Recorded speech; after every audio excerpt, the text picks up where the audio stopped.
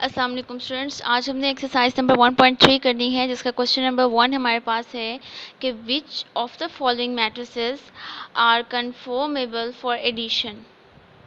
मतलब हमारे पास कुछ मैट्रिसेस गिवन है ए टू ई, हमें चेक करना है कि कौन से जो है वो आपस में ऐड हो सकते हैं।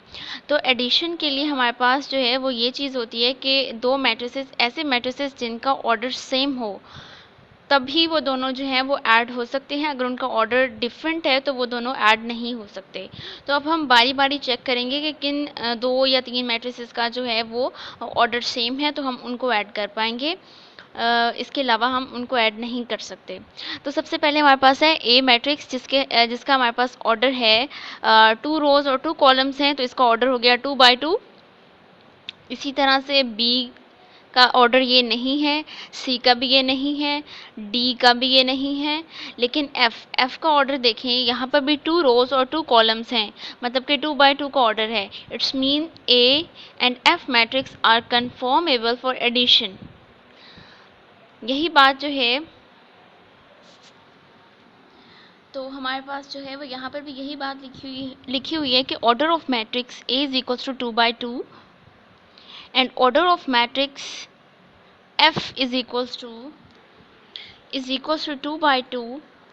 So as order of both the matrices are same, so matrices A and F are conformable for addition। ठीक है, वही जो हमने जो है ये यहाँ पर बात डिस्कस की थी पहले कि A और F का ऑर्डर सेम है, इस वजह से conformable for addition है।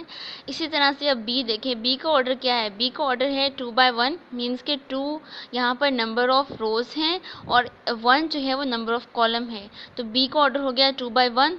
तो अब हम चेक करेंगे बारी बारी किस मैट्रिक्स का ऑर्डर 2 by 1 है। इसका ऑर्डर है 3 by 2, इसका ऑर्डर है 2 by 1। It's mean B and D matrices are conformable for addition. ठीक है, ये 2 + 1 3 हो जाएगा, 3 3 का एक मैट्रिक्स बनेगा, तो इसका ऑर्डर जो है वो 2 by 1 ही होगा। तो वो बात हम जो है वो वर्डिंग में इस तरह से लिखते हैं कि order of matrix B is equals to 2 by 1 इसका, and order of matrix D is 2 by 1 as order of both the matrices are same, so matrices B and D are conformable for addition। ठीक है, तो इस तरह से हम जो remaining matrix हैं उनका जो है वो भी चेक कर लेंगे कि उनका ऑर्डर जो है वो क्या है। तो जिन दो मैट्रिसेस का ऑर्डर सेम होगा उनको हम कन्फर्मेबल कहेंगे फॉर द एडिशन। तो कुछ पार्ट्स मैंने की हैं, कुछ आप करेंगे इसके। ठीक है, जो रिमेनिंग रह गए हैं वो आप लोगों ने खुद अटेम्प्ट करने हैं। नेक्स्ट हम चलते हैं क्वेश्चन नंबर 2 की तरफ। क्वेश्चन नंबर 2 है हमारे पास, find the additive inverse of the following matrices. आपके पास कुछ मैट्रिक्स गिवन है, उसके आपने जो है वो एडिटिव इनवर्स फाइंड आउट करने हैं। ठीक है, एडिटिव इनवर्स क्या होता है? सबसे पहला क्वेश्चन तो ये है कि एडिटिव इनवर्स क्या होता है। एडिटिव इनवर्स कोई भी ऐसा मैट्रिक्स होता है, फॉर एग्जांपल अगर हम ए के लिए एडिटिव इनवर्स मैट्रिक्स निकालना चाह रहे हैं, तो एडिटिव इनवर्स ऐसा मैट्रिक्स होगा जिसको अगर हम ए में ऐड करेंगे तो हमारे पास जो है वो नल मैट्रिक्स आ जाए, नल मैट्रिक्स या फिर ज़ीरो मैट्रिक्स। ठीक है, मतलब जिसकी सारी की सारी एंट्रीज जो हैं वो ज़ीरो हों। तो अब हम देखते हैं कि यहाँ पर हमारे पास ए टू एफ गिवन है। हम बारी बारी जो है वो इनका जो है वो एडिटिव इनवर्स देखते हैं।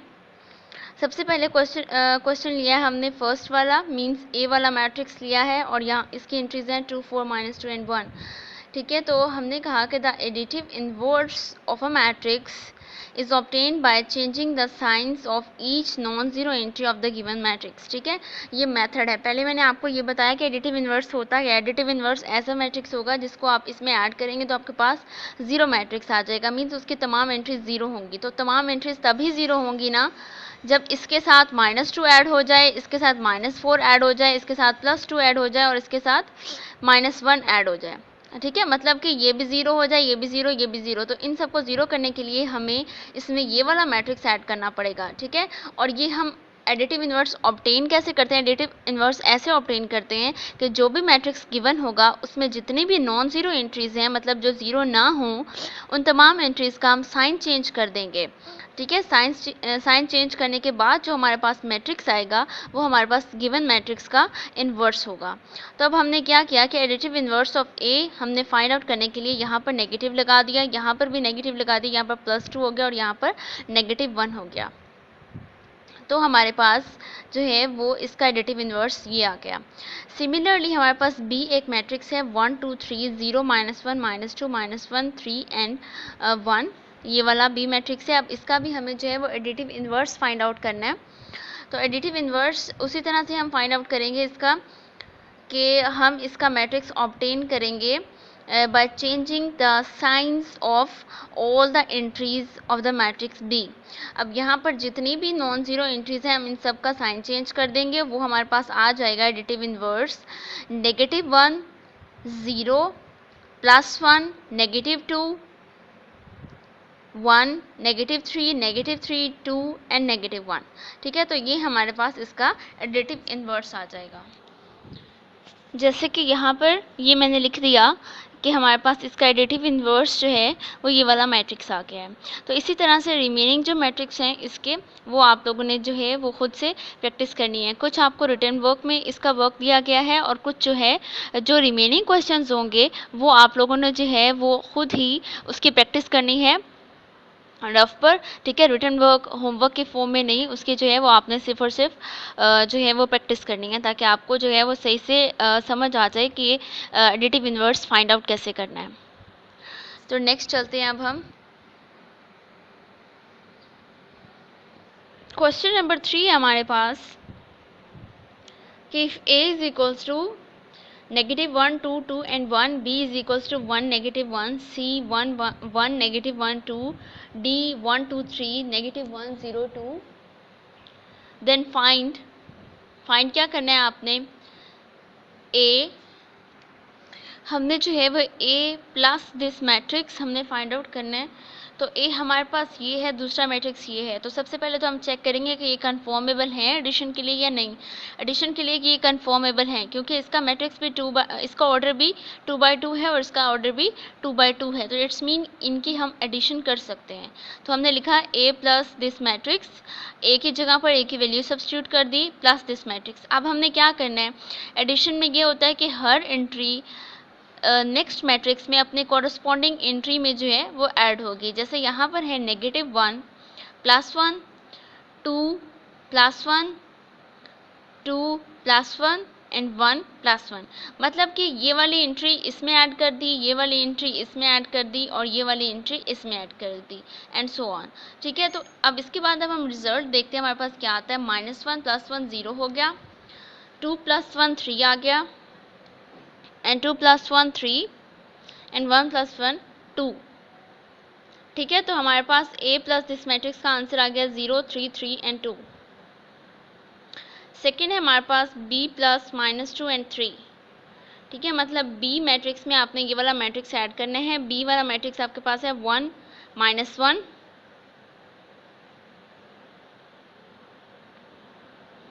और ये आपने उसमें ऐड करना है। तो b की जगह पर हमने वैल्यू सब्स्टिट्यूट कर दी और हमारे पास ये जो है वो नेक्स्ट मैट्रिक्स आ गया। अब हमने ऐड करना है तो कैसे करेंगे? 1 प्लस -2 -1 प्लस 3। तो 1 - 2 क्या हो गया? -1 एंड -1 प्लस 3 क्या हो गया? 2। तो इसका रिजल्ट क्या आ गया हमारे पास? ये -1 एंड 2 मैट्रिक्स।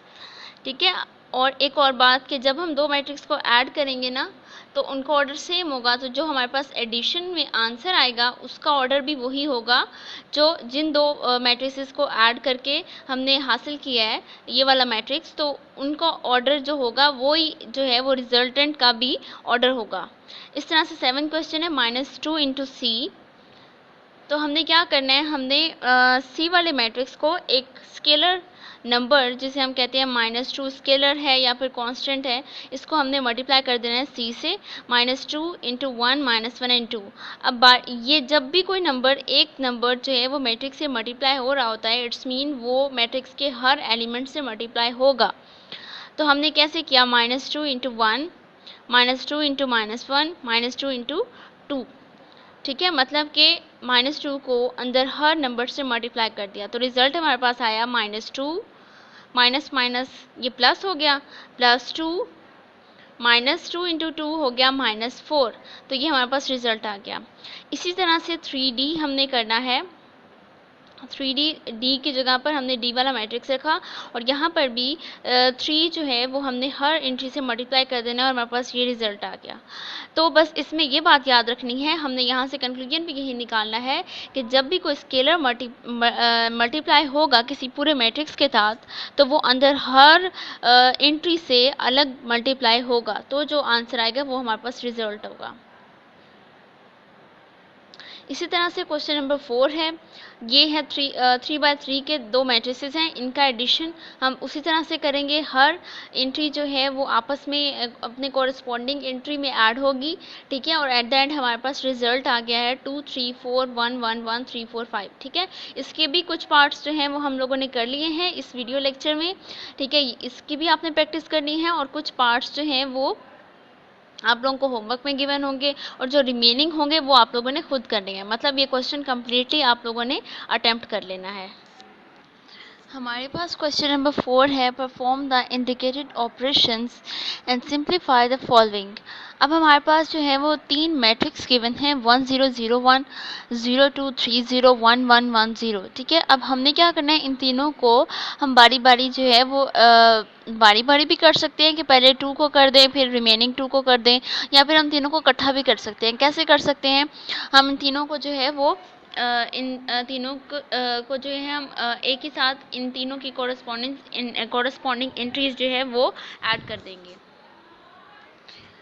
तो हमने इसको ऐड किया 1 + 0 + 1 0 + 2 + 1 0 + 3 + 1 और इस तरह से 1 + 0 + 0। तो हमारे पास रिजल्ट आ गया 1 + 1 2 2 + 1 3 3 + 1 4 एंड 1। ठीक है, तो हमारे पास ये फर्स्ट आ गया। उसके बाद हम सेकंड को भी इसी तरह से सॉल्व करेंगे। अब सेकंड में 2 में प्लस है और तीसरे में माइनस है, तो सबसे पहले हम इन दो को प्लस कर देंगे। प्लस करने के बाद जो रिजल्ट आएगा उसको इसमें से माइनस कर देंगे। तो प्लस करने के बाद हमारे पास ये सिचुएशन बनी और एट द एंड हमारे पास आ गया 1 2 3 एंड 1 -1 1 एंड 1 0। ठीक है, तो अब हम क्या करेंगे, इन दोनों को सेपरेट कर देंगे। सेपरेट का भी वैसे ही रूल होता है जैसे एडिशन का होता है, मीन्स के कॉरस्पॉन्डिंग एंट्रीज जो हैं वो सेपरेट कर देते हैं। 1 -1 2 -1 3 -1 एंड 1 -0। तो हमारे पास रिजल्ट आ गया 0 1 2 एंड 1। तो इसी तरह से हमारे पास इसका जो है वो बाकी पार्ट्स भी हो जाएंगे। तो वो आप लोगों ने जो है वो ख़ुद से अटैम्प्ट करने हैं। कुछ आपको रिटन वर्क में होंगे, जैसे कि पिछले क्वेश्चंस में मैंने बताया। तो जितने क्वेश्चन जो हैं वो आपके टाइटल पेज पर मेंशन होंगे, वो आपको सारे जो हैं वो उनकी प्रैक्टिस करनी होगी। ओके स्टूडेंट्स, फ़ी अमान अल्लाह।